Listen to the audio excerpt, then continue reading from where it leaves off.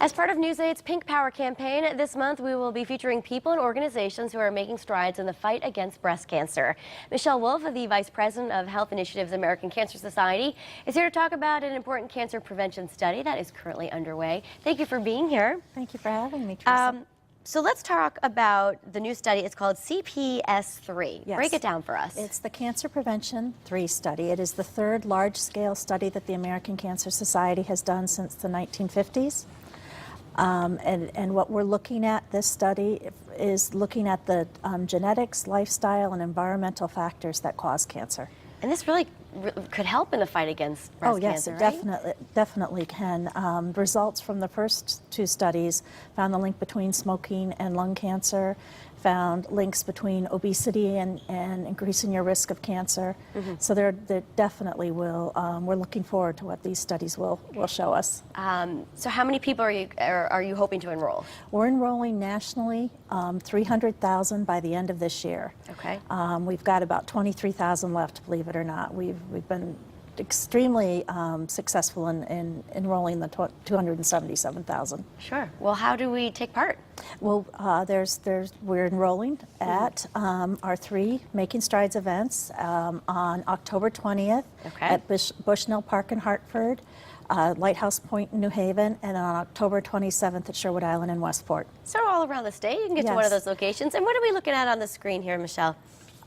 Just some past events? Yeah, that is actually a community enrollment where we enrolled in April in Hartford, and we have two community enrollments coming up where we're going to be enrolling in both the Bridgeport area and the Danbury area the week of November 18th. We're working with Western Connecticut Health Network in Danbury, Bridgeport Hospital, the Westport Y and Connecticut Challenge in the Bridgeport area.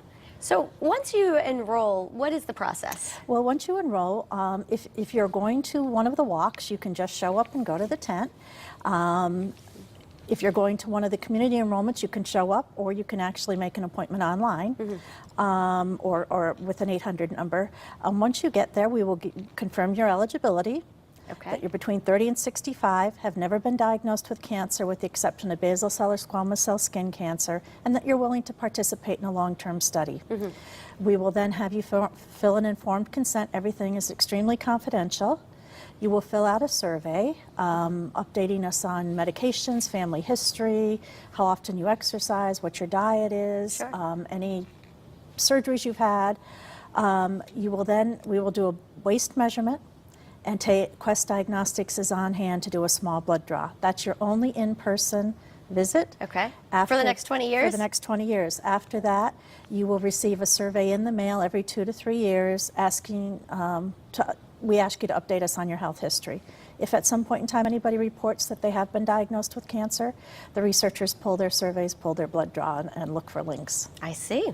And so what will the study mean for increasing survivorship, do you think? Well, the study, the findings in the study will help us to know what prevents cancer and also treatment options for cancer. So it will be very important. The study CPS-2 found that 60% of the women that were diagnosed with breast cancer were obese. So it looks for links like that and helps. Sure.